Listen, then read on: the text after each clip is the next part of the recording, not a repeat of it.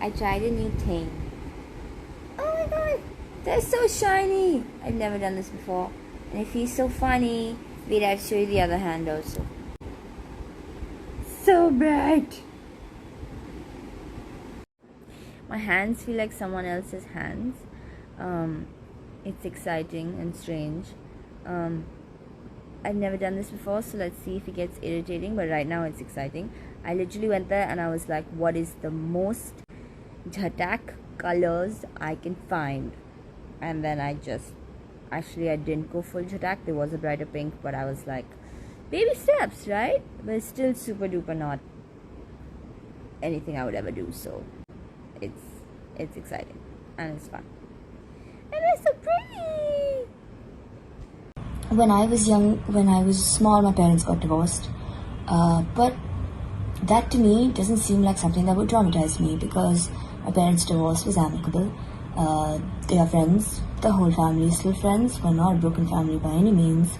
My parents were very good about being parents to Janelle and me even after the divorce. And when people would say, oh, I'm so sorry to hear about, your parents being divorced, I'd be like, what are you talking about? Why is it? It's not a bad thing. Another privilege, I didn't realize that it was a sad thing. It could, be a... Hello. Sorry it took so long for this next video. This is harder than I thought it was. But I got these earpods, so hopefully audio quality will be better, and I am trying to be more articulate. So a lot of people asked why I'm depressed, and that is not something I can answer properly, because I don't exactly know. In the past few years I've been piecing it together, but I can't give you a straight answer as to why I'm depressed. So we'll get into that later. Today I wanted to talk to you about my privilege. The last video was not cut off, it was intentional. And I wanted to start by laying out what my privileges are. For those of you who don't know me personally, you know me because I'm Aamir Khan's daughter, and therefore you know those sets of privileges that I have. I'm financially well off, and I've always had everything that I could possibly need, and probably more. In terms of those of you who know me personally, you also know that I have a strong support system, in the sense that my family has always been there for me, my parents have always been there for me. They don't put any pressure on us, they're very encouraging. I know that if anything were to happen, I could without any hesitation go to my parents, and they will always be there for me. So that, I think, is another privilege, to know that you have people to go to talk to if something were to happen. The next thing that I wanted to talk about is that I have a 10-minute speech, 3 things that I would say to myself that are sort of ingrained into my thinking to deal with anything and everything that came my way. The first is that there are dying, starving children, people out there in the world, and my problems really aren't so big, so I should be able to handle them. The second is that we are all tiny, inconspicuous, inconsequential living beings in the cosmos, and I should stop taking myself so seriously and move on. And the third thing is that no matter what is happening in my life right now, 5-10 years down the line, with time and perspective, it won't be such a big problem to me, it won't be such a big issue, so why am I fretting about it right now? And this is a very solid 3-point strategy to make yourself get over anything, to the point where I didn't even get to the point where I got upset about something. I didn't even get to the point where I was sad or anything. I would just let go before I got there. I thought I had attained nirvana, which I had not. But anyway, this is what I would do. So between the time when my behavior started to change and the time that I asked for help was about 3.5 years. And in those 3.5 years, I would still use this strategy, and it did not help. So I stopped taking care of myself. I started sleeping a lot and thinking it was normal, or not realizing that I was sleeping so much. Um, I used to keep myself either really busy, and then I slowly moved into immobility where I just did not leave my bed. I was making commitments and I was not being able to get myself to leave the bed to actually follow through with those commitments, and then I would feel bad, so I would stop making those commitments, giving me more time to stay in bed. I started to isolate because I didn't want to be in a bad mood around my friends. I used to have a lot of control over my emotions, but suddenly I didn't have that control anymore, and I didn't want to unnecessarily put them in a bad mood, because there was no reason for me to be in this bad mood, so there's no point telling them, there's no point talking to them. What will they say to me?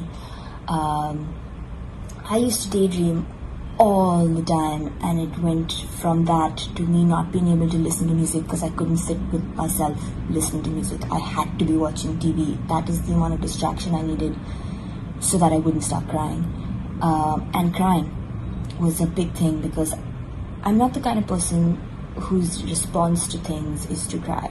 After 12, I stopped crying, and then suddenly at 17, I would start crying, and it slowly that the number of times I cried began to increase, and how long I cried for began to increase. And I did not know why I was crying. And it would just randomly happen in class. I'd start having tears, and then I would feel like I was going to break down and howl, but I didn't want to because I were in class and they were discussing something completely not sad. So I didn't know why I was crying. And so over the years, that whole time, either I would ignore it or I would try and rationally figure it out and deal with it myself. And so towards the end of it, I was crying and I was feeling so bad that I was in this place where I was crying and I was not being able to do the things that I normally do. And I was just like, why is this happening? And so I would try and rationally figure it out. What could I possibly be so upset about? What bad things have happened to me in my life? When I was small, my parents got divorced. But that to me doesn't seem like something that would traumatize me because my parents' divorce was amicable. They are friends. The whole family is still friends. We're not a broken family by any means. My parents were very good about being parents to Janelle and me even after the divorce. And when people would say, oh, I'm so sorry to hear about, your parents being divorced, I'd be like, what are you talking about? Why is it? It's not a bad thing. Another privilege. I didn't realize that it was a sad thing. It could, it could be something that could scar you. It didn't scar me. I don't remember most of it, but I always felt like my parents' divorce is not something that bothered me. So that can't be a reason why I'm feeling so sad. When I was 6, I got tuberculosis, and now, I've watched my dad's episode on Satyam Vijayate, and I know that you can get TB, and then strains of TB that are incurable, and you have to cut your lungs out, and it's all horrible. But I had TB outside my lungs, and I had regular TB, and I went to the hospital for 4 days, and got to bunk school, and watched TV all day.